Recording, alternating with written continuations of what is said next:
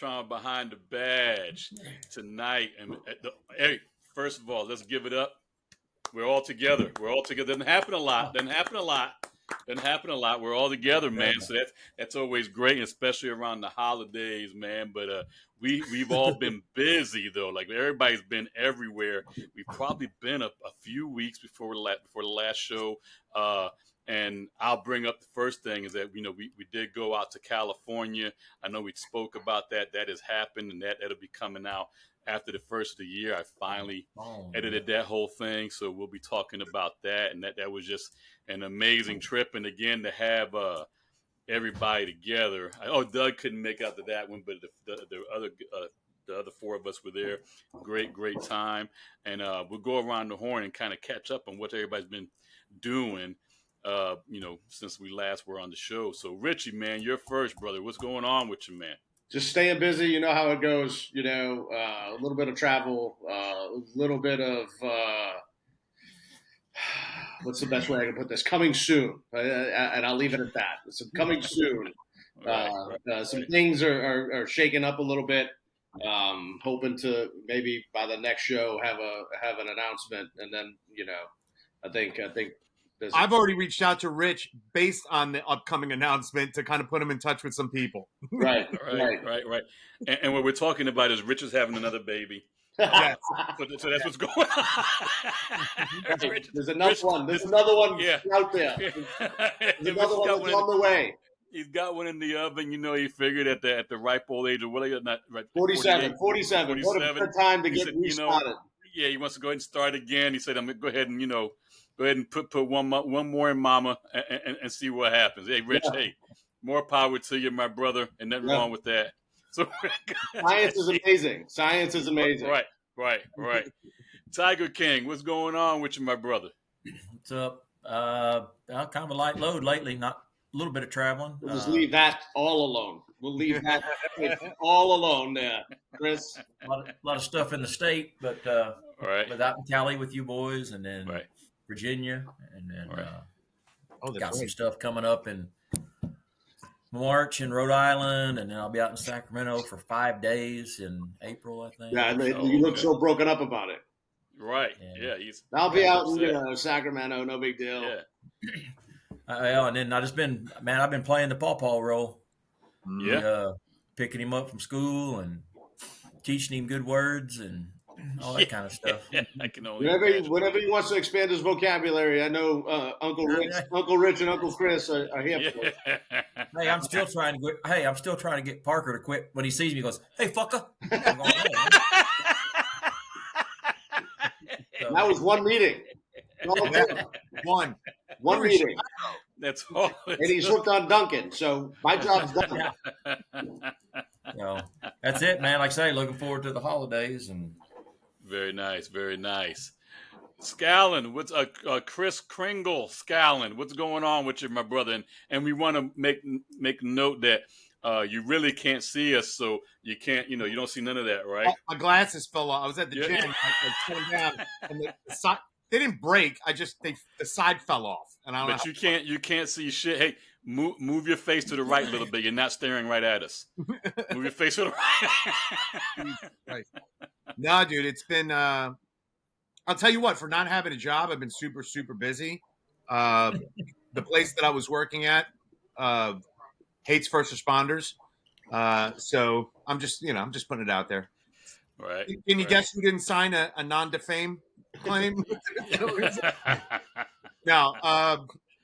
So they did away with the first responder type side of the program. Anyway, a lot of shit's been going down. First and foremost, because it's been 4 years since I've been able to say this. Navy kicked the ever-loving shit out of the fucking Army team. Boy, they did. By the way, kicked the shit out of 11-0 team. Yeah, 22nd. I think they were ranked 22nd. They were ranked 22nd. Well, they were. Yeah, they had one loss. The Catholics beat the crap out of them. And I think they got a huge team award, right? Or their offensive line and stuff like that. But the Navy's like, fuck your stuff. We're just going to fucking run over you. So it was a close game. It was only, by 17 or 18 field, touchdowns or whatever. But I was going fucking bananas. And by the way, for anybody that doesn't know, if you're in the Army or Navy, during that time, it's similar to like the Marine Corps birthday. The emails, the fucking memes come out. Everything comes out. Our good friend, I was in a war with our good friend Nicole, who's an Army brat. Half my family's Army, so they're sending me stupid Navy guys in dresses and stuff like that. So suck it. You guys got beat by the Navy. So anyway, got to give props to that. Absolutely, man. Absolutely. Same thing with you guys. We did the Virginia one. We did California, which was awesome. Would have been a little bit better if we had Dougie Fresh and Karen out there, but they were there in spirit. Good stuff. The biggest news, in addition to, I'm hoping to have the same time frame that Rich does, some to be announced kind of news stuff. Anyway, but I have been officially inducted into the staff membership of Behind the Badge Paranormal. Oh, that's right. I saw that. That's right. I saw that. That's right. Well, you guys, I think, got a sneak peek of ghost dancing that was going on. I was doing the robot. It comes out tomorrow, though, I think, right? I think so, yeah. Yeah. But yeah, we wound up going to St. Albans Sanatorium, which is, I will tell you, for the first one I've ever done, a lot of fun, pretty impressive. Long fucking drive there, staying the whole night, and then driving 5 hours back. Was it awesome? But we're doing a couple more coming up.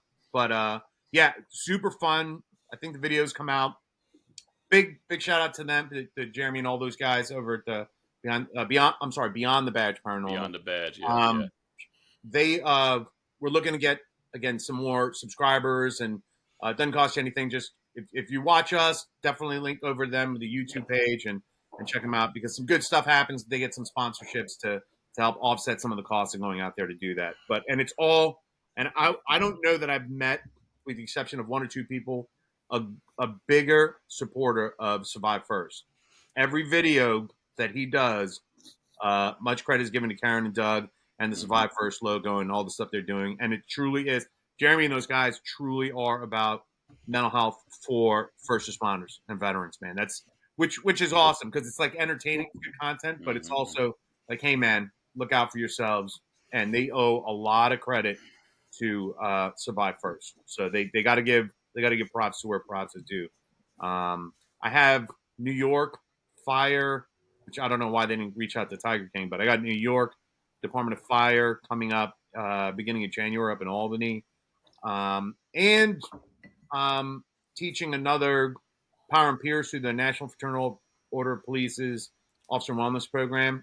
We got a class out in, I think, Harrisburg, Pennsylvania, which I think Rich may be familiar with, because I want to say it might be at Northeast Counter Drug Training, which is just shenanigans up there anyway. It's nothing but well, I don't know if I can say. Oh yeah, I can say it. It's nothing but big women and chocolate out there in Harrisburg, Pennsylvania. It's right next to Hershey, anyway. But is that? Yeah, it's okay. Yeah, okay. Great. I've been there. Yeah, it is north. And by the way, great complex out there. Doug, you're smiling way too big after you said that. So we'll leave that for off camera. No. I went to Hershey Park, man. You know my sugar addiction. I was happy as shit at that place. But however you want to classify it, that's fine. We'll talk after. Hershey Park. Right. Is there a highway there called Hershey Highway? Yeah. You got everything, bro. It is, actually. Everything. There actually is. Chris had to go ahead and go for that low-hanging fruit right there. It was right there. We'll be doing shit like that. And hopefully, I think coming up, going to Anaheim. And one of our last thing is, one of the guys that watched us for a long time, Leo from Canada. He and I are collaborating and potentially presenting somewhere down in Orlando towards the middle or end of next year. And also in Richmond, I believe. So, yeah, a lot of stuff coming up. But to offset, especially during the holidays, I've been selling feet picks and socks online. Not doing too well with that. So if you want to send me your feet pics, your OnlyFans ain't going that well. no, it's not. My OnlyFans foot page isn't going that well. Okay, I only got one. Well, the cat's out of the bag, Chris. That was the big announcement. I knew it. Big announcement. I'm sorry. That was the big announcement. I let it out. I let it out. Sorry. Hey, let's move on. Dougie Fresh. You lose something there, man? You good? I was looking for Ghost. I seen Ash, but I was missing a dog, so I was looking for him. He's very cool, man. Yeah, he's chilling. He's chilling right there. That's my boy right there. You don't get no credit. You don't ever get no credit because Ash steals all the thunder. But right, but people don't know about how good of a dog Ghost is, man. That's an amazing dog, man. So, but Dougie, man, you've been busy too, man. You've been. I mean, you went far, dude. If you want to tell them about that, where you were. I just was in Anchorage, Alaska. You talking about that? Yes, sir. Yes, sir. Absolutely. I went to Anchorage, Alaska to teach at an FBI thing. And it was crazy, man. I've never paid much attention to Alaska being a Florida guy, except for, National Geographic shit. So I thought I was going to go there and people were going to be standing around with spears and shit, whaling and harpoons. I did, man. Listen, I didn't know they had a city there. I didn't know. Yeah. I'd heard they did. Because I had a buddy that lived in Anchorage once, man, and he would just tell me stories, man, of some weird ass shit that went down to Alaska. But anyway, it was cool. Was it daytime for most of the time? It was daytime for about 5 hours, I think. So like by 10, at like 9:30, 10 in the morning, it's pitch black, dark, and then it's dark at like dinner time. But what about the Northern Lights? We missed it because the weather was crappy. It was kind of rainy while we were there. A little bit of snow, but it's probably the most beautiful place I've ever seen in my entire life, man. Nice up there. That place is beautiful, man.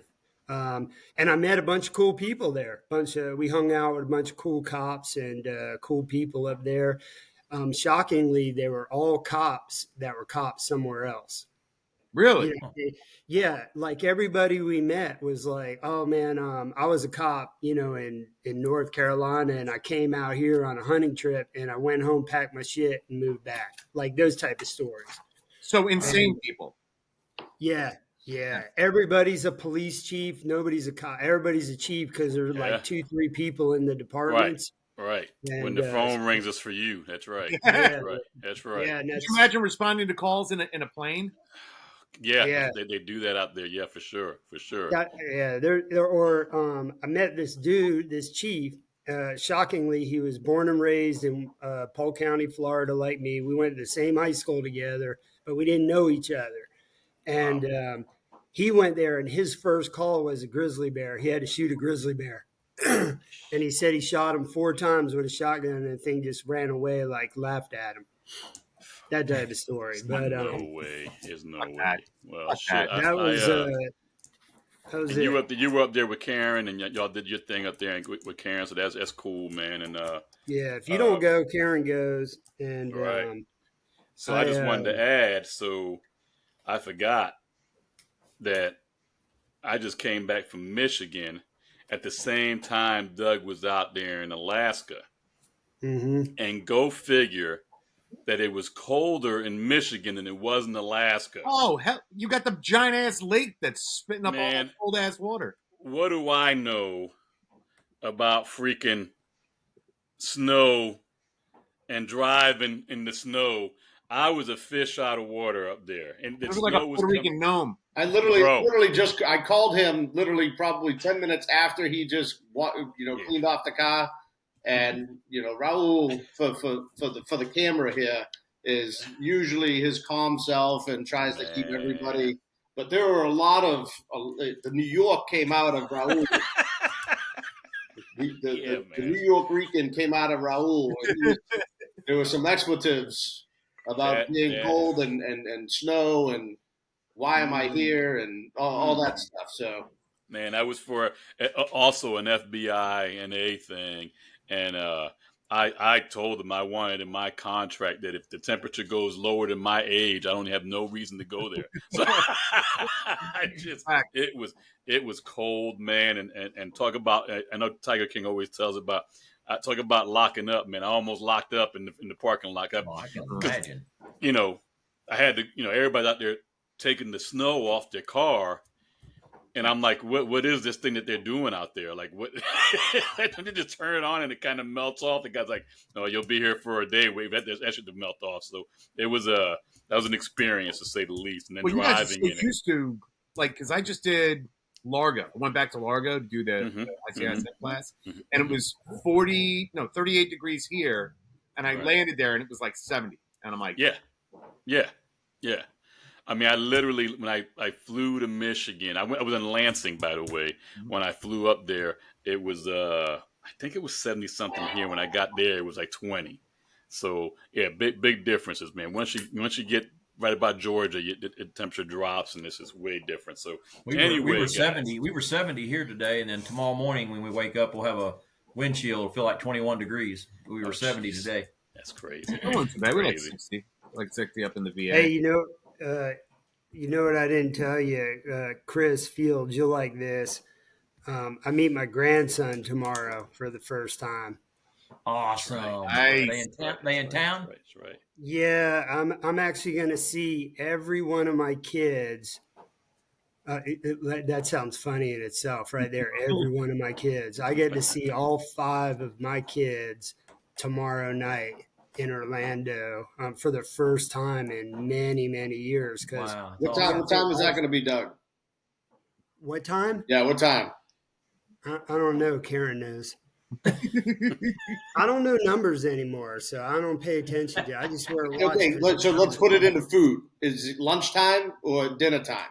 No, dinner time. Okay, so as a group, let's all try to check in with Doug about 2 hours post dinner time. Post, just to check on him and see how he's doing. Yeah, maybe. That grandkid will calm him down. We'll have a GoFundMe for some bail funds. Yeah, it's gonna get wild. I'm sure it's gonna get wild, man. Legally, are you allowed to have that many Mondas? In one home.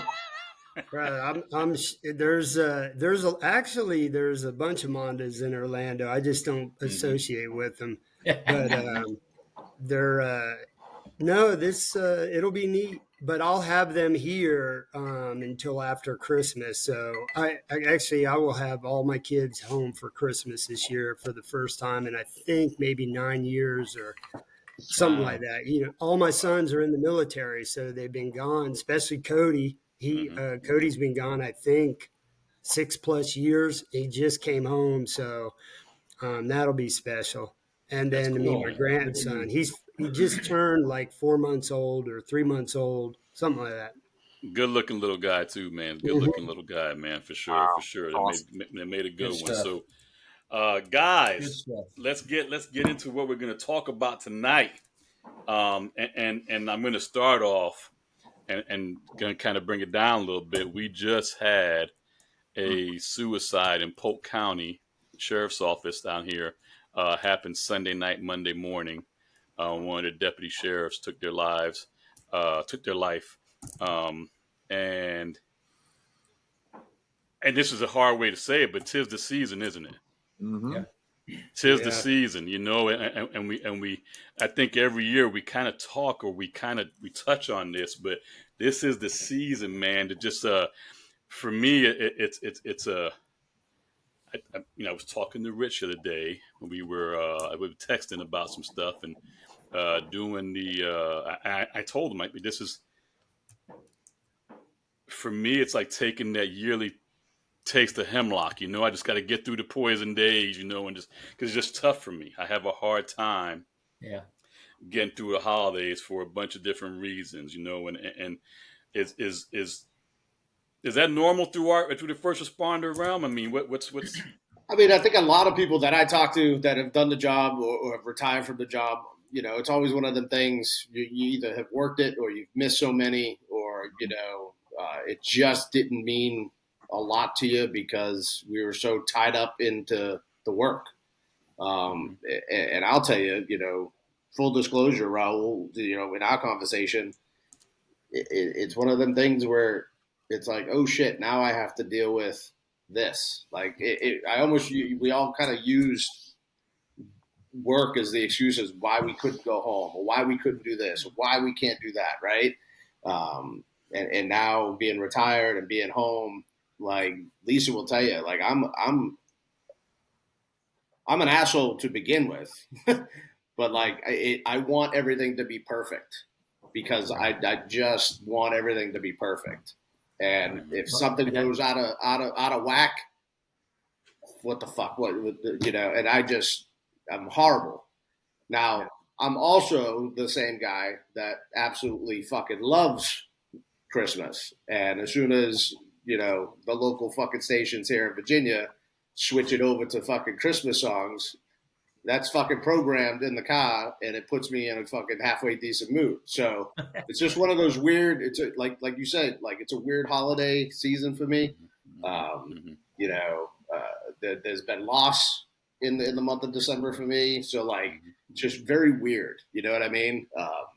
Well, and it's funny. Y'all talked about, and you talked about how we use the job as a distraction. I was having lunch with a couple of retirees, about 7 or 8 of us the other day. We were talking about that, and we've all been retired 6 or 7 years. We were talking about the guys that had just, be there for a lot of guys like you and like Doug, and I'm not real comfortable like these big, huge crowds. So you always had the fire station. I knew I was going to get to be gone 24 hours, and I didn't have to maybe deal with this or deal. Well, there's no relief valve once you're retired. There is no going on duty at 8 o'clock at night or whatever y'all's hour, 7 at night, or the next day you get your 10 hours of your time. Once you're retired, there's that relief valve is gone. So like you said, if something goes haywire, you're just like, WTF and lose. Oh yeah, listen, I am like the second coming of Clock W. Griswold. So like, I am all about it, but like if it ain't my way, stand the fuck by, buddy. Like I am horrendous to be around. See, and we're fortunate in this group that either one of y'all know y'all can call either one or the other one. We've got an outlet. And so it's important for those, people that are listening that, man, especially, and I speak now more as a retiree than I do about guys on the job because shit has changed so much on the job.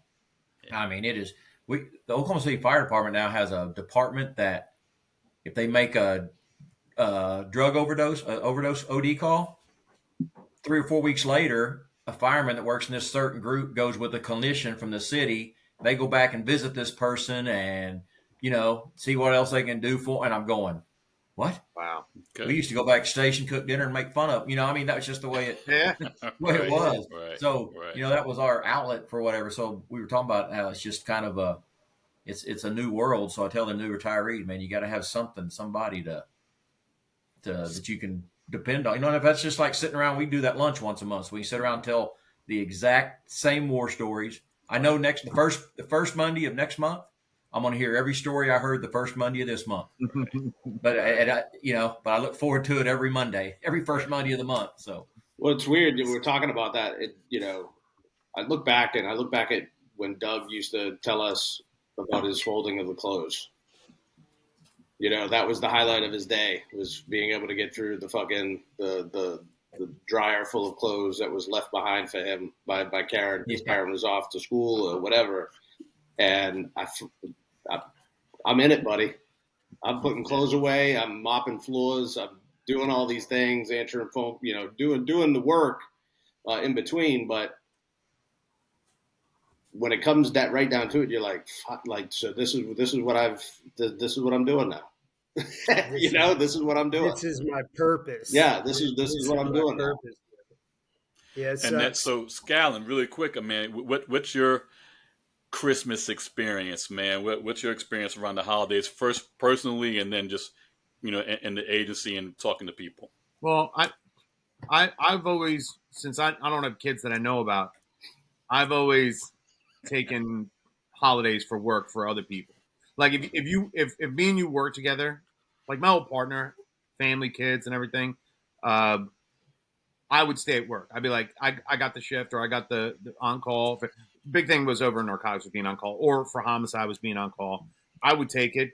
I'll work Thanksgiving and Christmas, but New Year's Eve was mine. Like New Year's Day, you guys with your families, you spent it.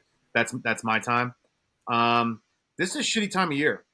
Shitty time of year. My family, like my personal, like my blood family's, up in Jersey, and I'm staying down here, and this is the first Christmas that Jill's lost all her family member, mom, dad, and everything, and so it's kind of rough. And then like in the midst of that, and Rich knows who I'm talking about. We just lost somebody that I personally helped like 3 times, took their life.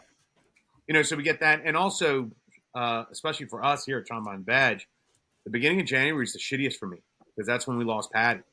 And then in that same year, we lost Patty, lost my canine, we lost Rance, we lost a couple other folks that Rich and I used to work with. That just it's shitty. Like to me, this is not because I don't have having a big family. We do a lot of stuff, but now that you kind of can't break loose that much, and kind of mom and dad are getting a little bit older, and my sister's got kids and all that good stuff. It just kind of, I don't know. It seems a little bit more lonelier during this time. I think, especially if you don't have a big family or you don't have the ability to kind of go through it. But it was, it's just like anything else. I think like what Rich and what everybody was saying, and what Chris was saying, I loved working the holidays. I could give a shit about being home. I really could. I loved working it. I loved taking somebody to jail on fucking Christmas. It was, to me, it brought joy to my heart to buy dope and then kick somebody's door in. Like right. Christmas Eve. Like, Merry Christmas, motherfucker, you're going to prison. So like, or because, and to be quite honest, all you guys know this, when you're looking to lock somebody up who's like a fugitive, they always go home for the holidays. And I'll tell you, man, quick story, only because you brought this up, Chris. We around Christmas time, of course, the drug unit writes a warrant, right? And so the SWAT team's going to serve this warrant on this dope house, and Doug, you'll relate to this. It's one of those, hey, we're gonna go ahead and get in the U-Haul. So we're in the U-Haul, right? And so and remember the U-Haul's just got those wooden rails. Yeah, so and you're trying to stick your fingers and hold on to that damn thing, and it's hard, man, because the guy ain't driving good. It's hard to stay upright in that damn thing and not just kill yourself. So, and I never forget, man. We get to our spot. It's in the middle of the hood. And there's people everywhere. It's one of them hoods where people just walking around like zombies, So, as soon as the door pops open, one of our SWAT guys just, here comes the Grinch, motherfuckers! And man, the Grinch. And here comes the Grinch, motherfuckers! When he says, "Here comes the Grinch, motherfuckers!" and I just, man, you want to talk about? You heard 5 operators laughing as they're coming off the damn truck, dying. Yeah. That just hit us out of nowhere. But this guy was happier than a pig in shit. Loved it, man. Because it was Christmas time, and we're about to do some straightening out. So it was different. If you've not worked in the military or not so much on the deployment, really don't happen there. But like, if you're home for the military and you're still working, whether it be on base, on a command, or whatever, or you're in the fire department, or you're on the job in the police department, or whatever, I can tell you, because and Rich has been in the same way. I've been in homicide, narcotics, done gang work, the intelligence stuff. Each one of those units has a Christmas party. Oh, yeah. And we've got enough Filipinos married to cops scattered around that there's enough pans set and fucking, dude, I'm telling you, you would eat like a kid. I walked around and signed up for every Christmas party because you got to bring something. I would bring fucking toothpicks and napkins. That's it. I'm bringing it. All dude, it was the best. It's an all you can eat buffet. I mean, you get precinct to precinct to precinct to unit because they would like offset it. was phenomenal. But along with the bad side for me was I had family. I got a very tight knit family. I mean, we're close, and most of you guys have seen us how we are. I would work to stay away, because it just stresses the shit out of me, having a birthday that's really close to Christmas I think had something to do with it as well, and that's right. Hold on. By the time we roll this, yes, sir. I believe it's tomorrow, correct? Tomorrow, yes, sir. So can we get a happy birthday for Raul? Thank you. I'll be for 65. You're doing good. Yeah. No, I'll be 54, man. 54. That's a boring old number. Yeah. It ain't the double nickels club yet. Yeah, I ain't got the double nickels yet, man. But so I would just work to stay away. I was that guy grabbing shifts, just not wanting to be home, especially when things were bad, so I was doing that early on, but then when things got kind of bad, I would do it a lot. And I'd find myself just trying to isolate and be alone as much as I could during that time. And it's funny because, everybody knows me. I'm pretty laid back, like you said, but and get along with everybody. But around Christmas time, man, especially when I was working, I'd be the Grinch. I was that guy. I'd be the Scrooge. And just not a happy dude. Is that? Do you guys find that a little bit going on in the first responder world? Well, I think you hit it right on the head. Like, I think it's a stressful time for us. I don't think anybody took the job for the money, but there's always opportunities to make more, right? And we want to make sure that everybody is, happy at home. So how do we do that, right? And instead of being present and instead of being the person that we should be, we go off, we make the money, we get the expensive gifts. We figure if we put it under the tree or we set up the vacation or we do the things, then we've done our job, right? We've done what we're supposed to do. And it's funny you brought up the Scrooge, right? So I'm in this weird thing to where I'm constantly being visited by that ghost of Christmas past. And it's a constant reminder for me. Like, I'm really starting to learn to be more present. And at least through the holidays, it's a little bit tougher than the rest of the year. Yeah, no, that makes sense. Listen, I think to what Chris said, like, you're around. I think it's a shared. I mean, you could probably talk about it like working through the holidays as a shared trauma, but it's more of I think, because I know we were the happiest at work when we were complaining about stuff. What was that? What was that? That sounds like a baby monitor. That was my phone. My phone went off. I got it. No, it's nice to not have all the holiday duties and like being all that shit. It's nice to just be like, all right, I'm focused. I'm doing something. But yeah, man, when you retire, it's a void for sure. Sure. And it's because to me, like, I don't know, like, for me, it's the 25th is the 25th. It's no different than, right. November 3rd or March 7th. It means really not that much to me. I don't know when the last time is you stopped. I stopped getting socks from my mom about 20 years ago. Right.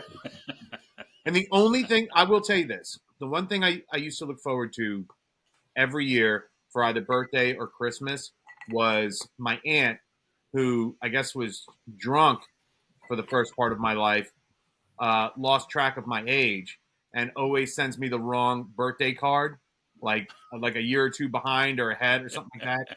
And it's just the funniest shit in the world. And they're like for Christmas, I'll get, can't wait till you turn, 23. I'm like, I am 35 right now. I don't know where you've been, or, like goofy shit like that. But we're so spread out, man. between Texas, Columbia, New York, Jersey, all that stuff, it's kind of rough. So for me, work was like I got to do shit. You know what I mean? Like purposeful. Doug, man, what about you, brother? How was Christmases for you over the years? Of course, you have a different experience. I mean, Rich, you got 2, and Tiger King, you've got 2, right? Mm-hmm. 2, I've got 1, and Scout, you don't have any kids that you know of. Correct. But Doug, you have a basketball team, brother. So, how was Christmas over there? And I know a little bit. People that haven't heard your story, I know a little bit of how some of that affected you. You tell a great story about that. But just over the years, man, your Christmas experience, man, what was it like? Well, like everybody else, my pinnacle was at work. But so when my kids were young, I always called myself super dad. Like I literally every year would hire Santa Claus to come to my house and hand deliver out of a bag presents to my kids because I wanted them to have the full effect.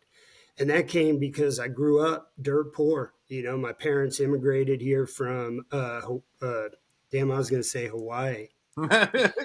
Where'd my parents come from, Raul? Italy. Yeah. And so, we just like growing up as a kid, we got one present. For me, it was a soccer ball because I needed, the ball every year. And so when my kids were born, I wanted to be that dad that gave them everything they wanted. And so I became a cop. And even when I played ball before I was a cop, I didn't make that much money. And so when I became a cop, my first year, as people don't know, on Christmas Eve, I was going home. I was on day shift. I came right out of FTO to day shift because they were short.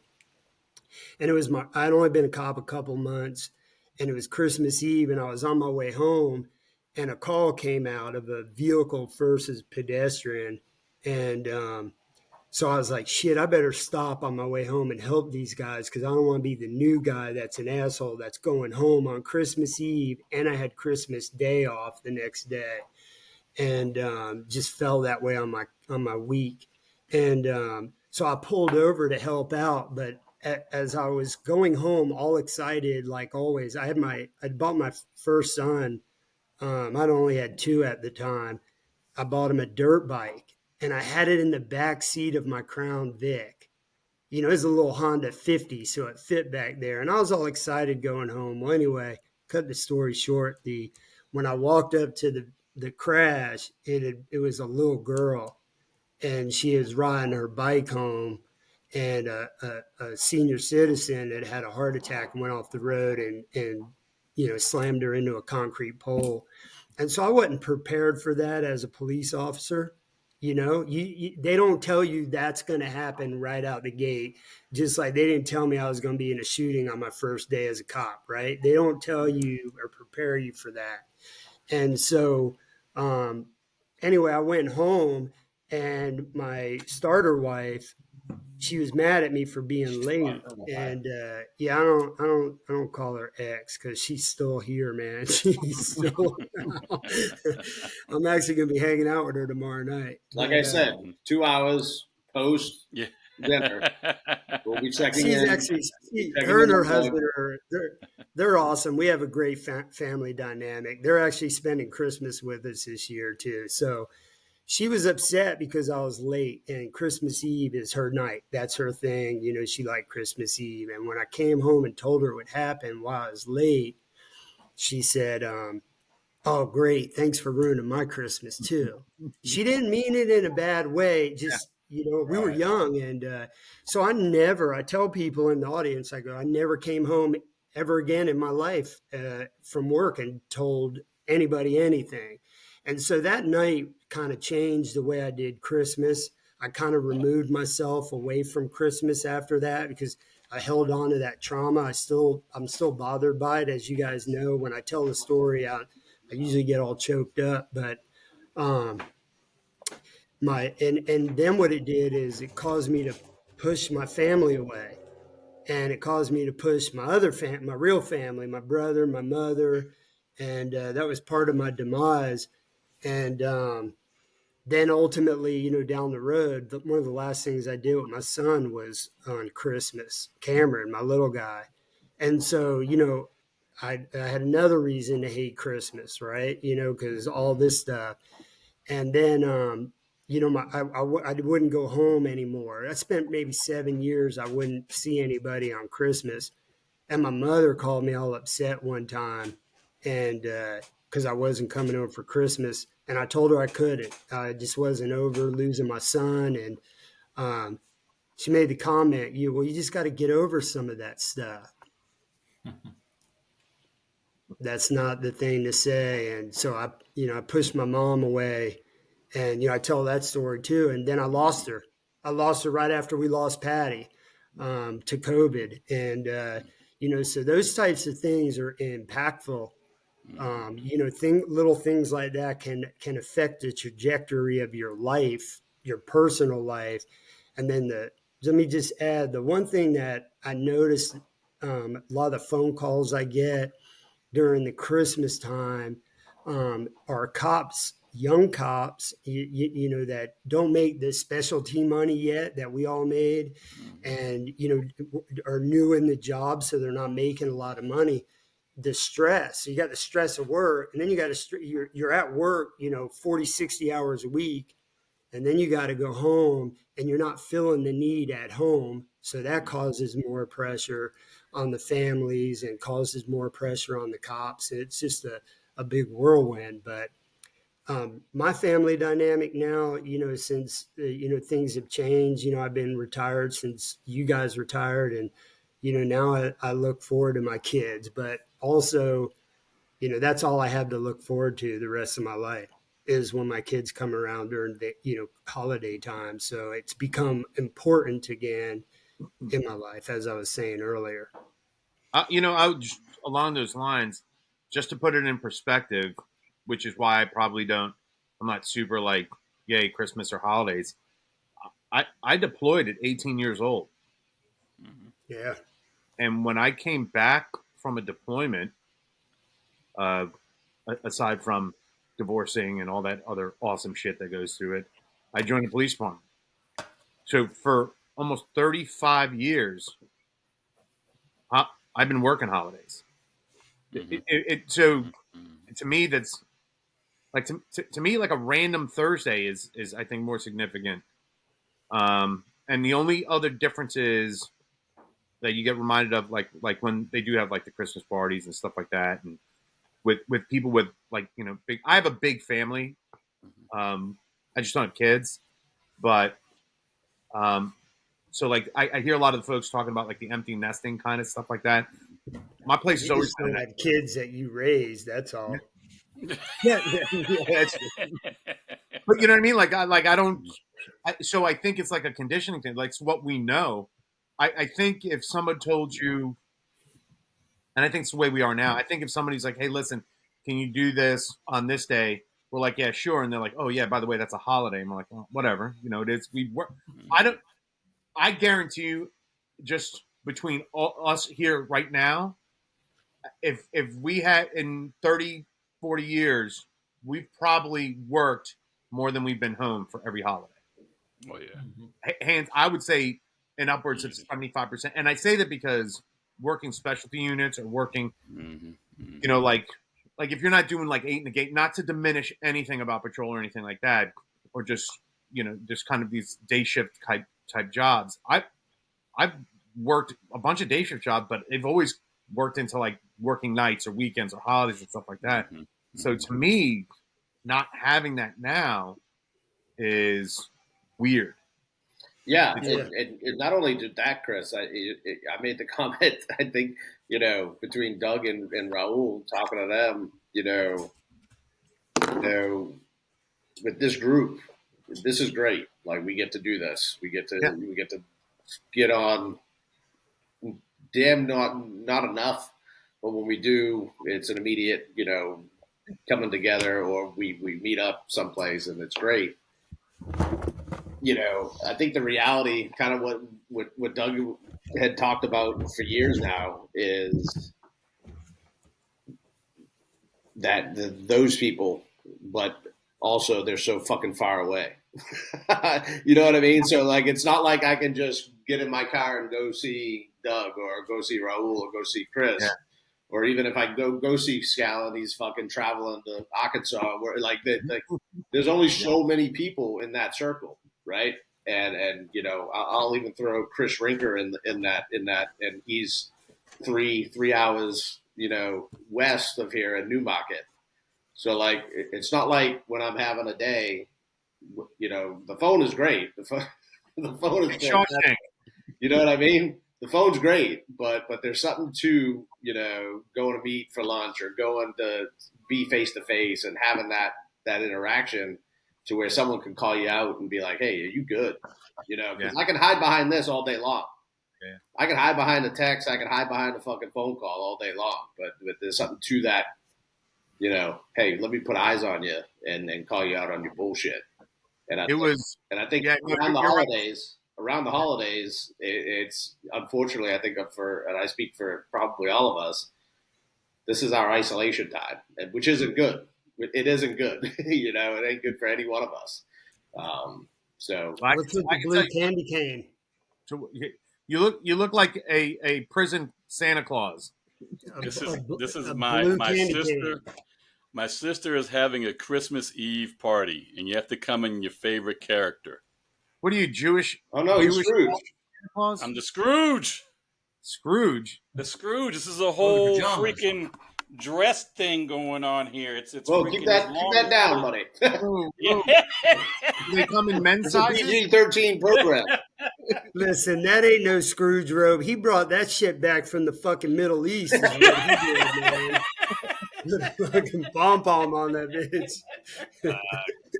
I've seen pictures of his ass over there. Oh, hey, no, I'm curious, Chris Fields.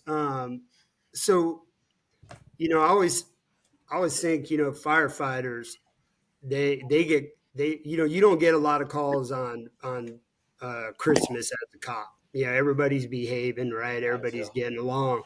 But you do get those calls of medical calls. Mm-hmm. Or your complete house getting destroyed.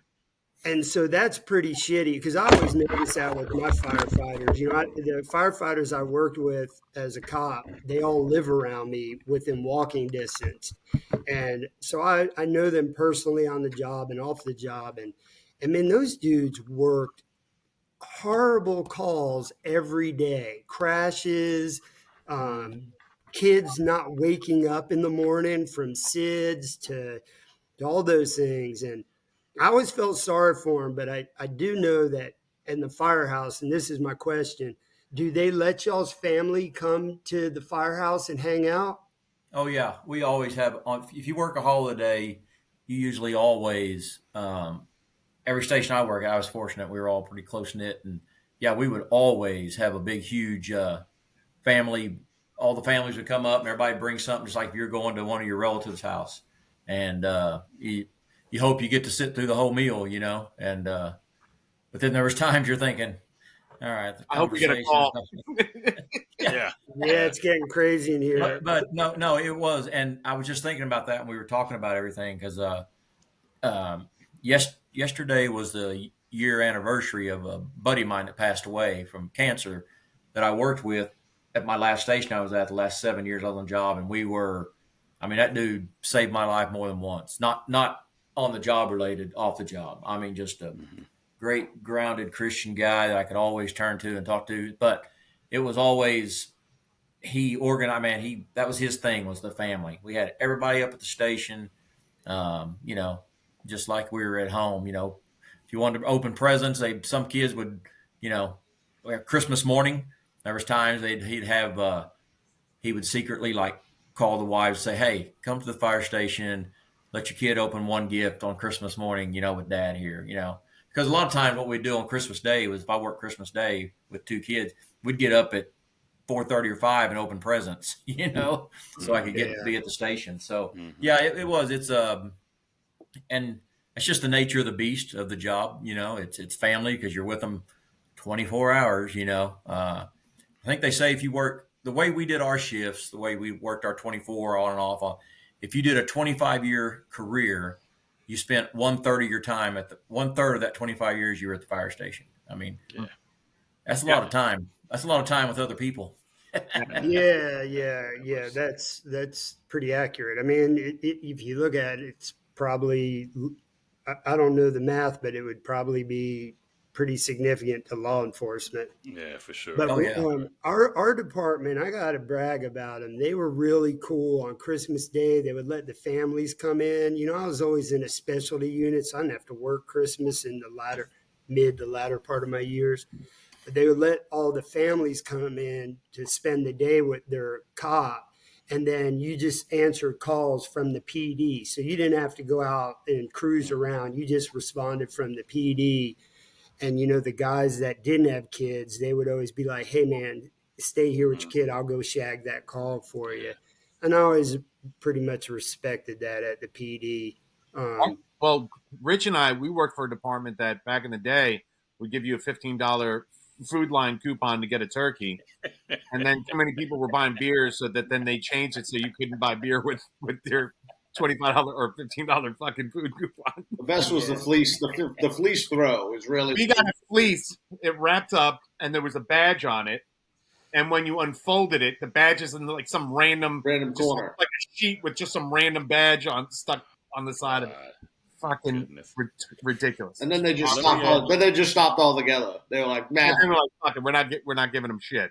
Let me ask you guys this: what would we tell the guys that are struggling right now, going through the holidays, that are on the job and retirees? I mean, you know, we can talk about both, but what would we tell those guys? We'll start with you, Rich. I mean, what would be your words of wisdom to a guy that's struggling right now on the streets, not, you know, just depressed over the holiday season just because it's the holidays? Fucking what we tell everybody: reach out. Like now more than ever. Like make sure that you're reaching out to the people that aren't going to tell you, you know, hey, it'll get better. Like reach out to the people that are willing to listen and get you the help that you need. Because I think for so long, what happens is you reach out. Yeah, I've been through that. Yeah, you can get through it. Blah blah blah blah blah. With no plan, right? And I, you know, you put me on my soapbox now, Raul. So give it a minute. And I think for so long, everybody has claimed that is peer support. Is like, oh, I've got shared experience or whatever, and you know, I was able to get through it. So you know, here's what I did, and I'll check in with you. And that never happens. It never happens. Whether it's ill intention or, you know, no intention, like we get it. People get busy and shit like that. But I think now more than ever, around this time, and you know those guys, you know them. It's almost like a fucking like a switch goes off at the day after Thanksgiving. You can see it in the way that they fucking come to work pissed off, or they're taking more shifts, or they're doing things, you know, a little bit less normal than what they were doing, you know, prior to the holidays. Fucking grab them by the shirt tail and fucking grab some coffee with them. Fucking you know, grab some lunch with them. You know, check in with them, and don't just check in, but follow up with them. You know, make sure that those follow ups aren't just, hey, you good? You know, the you good text. Fucking go see them. You know, go put eyes on them, because those are the ones, unfortunately, Raul. Those are the ones that end up like what we opened up the show with. Mm-hmm. Absolutely. You know what I mean? Absolutely. Mm-hmm. Tiger King, same question, but let's talk about the retirees. I mean, what would we tell a retiree that especially the new retirees, right? They're just kind of transitioning into that life, you know, and they're kind of struggling over the holidays. What would we tell them? You know, there's not even like a big, huge, brainiac, smart answer. It's pretty simple. Like Rich said, it goes for the same, man. Reach out to somebody, you know. I also say, if at the end of this, when you edit it, if it still runs, or if you don't have anybody to reach out to, and you're watching this now and you're struggling and they run our little things at the end, pick one of our phone numbers or one of our emails and call it or email. And, we can sit down and visit and like, depending on your relationship, go to the fire station and visit them guys. If you're newly retired, because you're relevant for about 30 to 45 days after you retire, so go, go by not there. in the cop world. You're not in the cop world. As soon as you walk out the door, man, you're fucking done, bro. So, well, in the station setting, because like I say, it's like to get kicked out of your house. They kind of know who you are for the first. Right. But yeah, man, if you're recently retired and you got that itch, man, go up there and I tell you what, take the fellas and ladies you used to work with breakfast one morning, or do something like that to get back in the groove. But like Rich said, man, it almost sounds like you want to try to think of something real smart to say, but it's just as simple as, man, pick up the phone or, and either call them and then I would say to the ones that don't struggle and don't have a hard time around the holiday, keep an eye on your brothers and sisters, see if you notice a change in them, see if you change in their attitude or their mood and all that. So that's it, man. It's just simple. Scallon, we were talking about that, and you saying that December 25th is the same as March 7th, and so if you got that guy that's depressed on March 7th and also looking depressed on December 25th, anything change in how you approaching him? Her? Yeah. So, and again, it just goes. I'll give you the example. Mm-hmm. We talk all the time, whether it be email, text. I think I communicate, like, especially with like Karen. Like, I send her more cat videos, like during it. I'm like, because I'm thinking, again, not of myself, of like, hey, you know what? I think they get a kick out of this. Just kind of having that interaction. So we have that, like Doug and Chris and Rich and you, everybody. Then we went to Rio Grande, Doug and I, and we sat down at that restaurant, that Mexican restaurant. That time right there, probably more valuable than any text or video or phone call, because it's two people having a good time. And then I was fortunate enough to then go to California, and I don't know if it's a fucking theme. We always go to Mexican restaurants, but we went to a fucking Mexican restaurant. I will tell you, I cherish that dinner table more, and I would equate that dinner table to a firehouse dinner table or to a group of cop cars that have kind of linked up together somewhere. It's the interaction. So here's the scary part, is that we do a lot of hyper focusing on holidays because there's an uptick for the most part. But think about all the people that have wound up killing themselves. It's not always been on the holidays. Good portion of those people are just the random days throughout the year. So for like holidays, it's you want that interaction because there's that added sentiment of spirit and whatever that is, right? But like on the random Wednesday in June, that's that we can't hyper focus on holidays. We can, but we can't. I don't think we should super focus on holidays. I think we should super focus on engaging. And I will tell you, and a buddy of mine called it, somebody that Rich and I worked with, just randomly struggling, called me up. He's like, "Hey man, I'm just seeing to say what's up, and I haven't talked to you in a while, and blah blah. I'm retired, blah blah." Wound up talking. I was like, "Hey man, let's go grab coffee or lunch." I don't know. I said, "I'll tell you what. Tomorrow, let's meet up. What's close?" And then you just go meet. That engagement.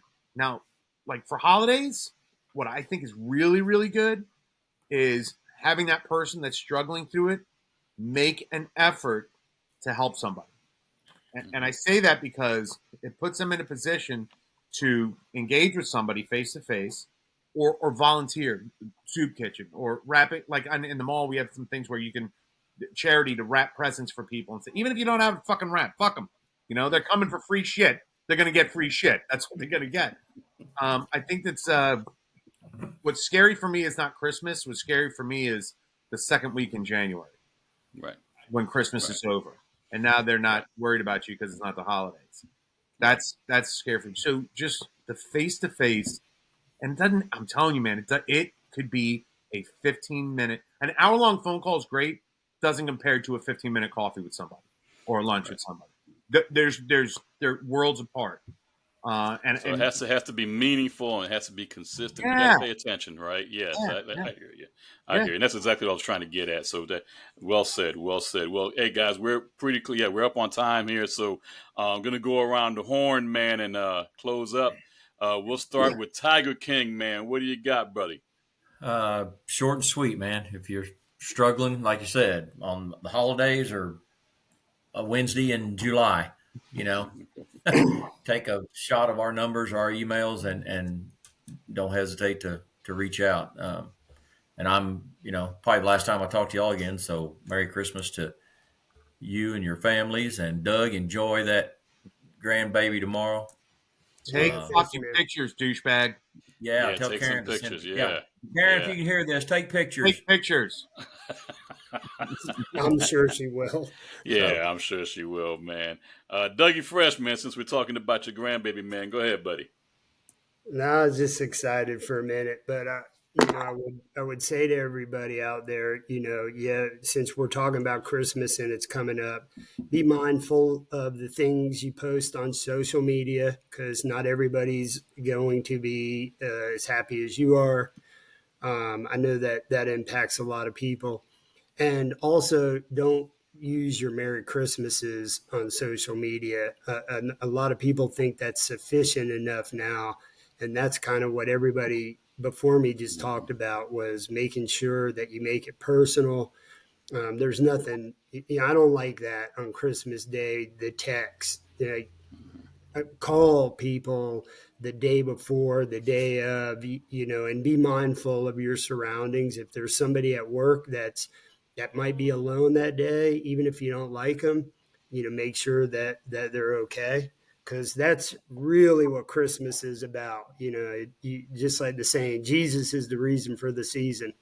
And we strike it up more than it is, and we put all this pressure on ourselves. So have some Christmas spirit in you and make sure that everybody else around you is okay. If you're doing okay, if you're not doing okay, then we're here for you, and so are a bunch of other people out there. So that's it. Merry Christmas. And it's kind of hard to say Merry Christmas after a downer conversation like this, but right. This is the facts. This is what all 5 of us deal with on a weekly basis. And this is what hundreds and thousands of other people deal with too. So it is relevant, but be cheerful, be grateful for what you have. That's one thing I'm learning in my older age, and especially since I got sick. I'm so much more grateful for the things that I have now than I ever been. And I lean on that the most, as much as I'm grateful for the 4 of you guys, that. So be grateful and be kind to one another. For sure. Scallon, what you got, my brother? So in going through that, listening to everybody, I recently did a training, and I focus on, I said, when you're struggling, as a first responder or veteran, the people that struggle too are your family. So look out for them. So I got, just normal stuff that we talk about. And I had somebody come up to me. They were brutally honest, which I appreciate. And they were like, this is not a dig on you or anything. She goes, I just want you to understand some people don't have families. And I said, you are absolutely right. So I think to what Doug's saying with Chris and Rich and Raul, some people don't have the families to come home to spend that time with, and they're alone. And that can be, you can feel left out. And so again, to make the effort to reach out to somebody, whether you know the situation or not, is so important. Don't do it like exactly like what Doug was saying. The fucking texts. I got to tell you, after the 3rd person sends me a fucking Thanksgiving text or a fucking picture, I have a set, I send one text. So anytime somebody sends a text, I just forward it with whatever fucking meme I put on there. Talk to somebody. If you're not doing something, I know it's the fucking holidays. I know you want to just fucking chill and relax. Go fucking take 20, 30 minutes, an hour out of your day to go fucking hang with somebody for 5 minutes. And like I've said before, you know, you may not be able to change the world, but you might be able to change the world for that one person, that person's world. So yeah, make the effort. Not everybody's in the same situation. We're all different places, different time, and they don't have the luxury of having, you know, a Raul, Chris, Doug, Richie, or Karen's, and you know, they don't have that. They don't have that. So it can get kind of much when everybody's posting on social media all these awesome pictures of families and shit like that, and you're by yourself. So think about those folks. Absolutely. And Well the fact said, that Doug is old enough to have a great grandchild. Yeah. Well said. Well Well said. said. Great. Yeah. Richie Rich, man, what you got, my brother? Oh man, it's going to be tough to follow up, but I think I just want to, you know, acknowledge the listeners. You know, without them, we're just a bunch of five guys just, you know, reminiscing about our glory days, right? And, you know, there for one another. So I want to thank them for everything. I want to thank them for the platform that we have. I want to, you know, to what everyone's point has been. And kind of what I was saying was, you know, being present. I think that's what it's about. It isn't about presence. It isn't about the socks anymore, Chris. It's about being present. So being mindful of that. I am, you know, I will sit here and point the finger at me to be a little bit more present, not only in my home, but to the rest of my family and friends as well. You know, I think this year for each one of us, we've hit some bumps, and we've been brutally honest with one another. We've been open and resilient on this show. We've laughed, we've cried off camera, we've had tough conversations, and I wouldn't have it any other way. I want to thank this team. I'm proud.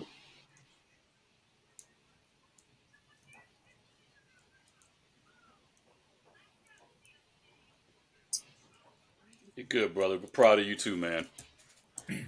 Proud of you too, and all of us, man. It's been a rough year for all of us in our own separate ways, man. So I'm gonna jump in here real quick and say we need that a round table cigar smoking session is what we need. Yeah, that's you're never gonna. You ain't got to twist my arm, man. So I will tell you that you know, you guys have said all the buzzwords, and I think I've already said it, but for me, it's about paying attention to ourselves and paying attention to the people around us, and being intentional with our actions, you know, and of course, consistency was another thing that we brought up. So I just think it's so important. I'll never forget the day that Doug said one day, I forgot where the hell we're at, and he said it a few times. You just don't know how that smile to somebody will just change their day. And I'll submit to you that I promise you that there'll be one person you smile at and you'll save their life. So just with that smile. You know, so if we were to multiply that with a phone call, with a visit, and you have no idea what that does for people, and what it does for yourself. The feeling and being and doing those actions and being that person to check on somebody feels good, doesn't it? To be that person that just check on somebody, it feels good. It does. It does. And we all do it for the right reasons, but it feels good too. You know, that's the selfish part of it, you know. And so with we need to that, take our own advice. We need to take our own advice too. Yeah, absolutely. Hey, I'm one of the best in the world at giving out advice. Yeah. I'm you and I both. Yeah, about shitty at taking it. Listening right. to my own advice. Yeah. I just forget it 5 minutes later. That's all. Sometimes I wish I could blame it on that, Doug. Right. Sometimes I want to be Doug. I'll be able to just forget shit. Right. Yeah. I tell you, I swear, I've solved the world's problems a few times. But I can't solve my own here inside the house. But I've solved the world's problems a few times. But anyway, guys, we're up on time. Great show. And as always, guys, and Richie, thank you for thanking everybody that listens to us and gives us a platform. Thanks, Richie. I want to echo that. And as always, if you or anybody you know is struggling or going through crisis, our information will be on the backside in the credits. Reach out to us. That is our pet peeve. We will get back with you. We will make contact with you. Whatever we can do, we will try to help. So, and with that, guys, thank you very much. Good night. Merry Christmas. Happy New Year to everybody. Yeah, wait till it downloads all the way. Don't just jump off. All right, guys. Good night. All right. See ya.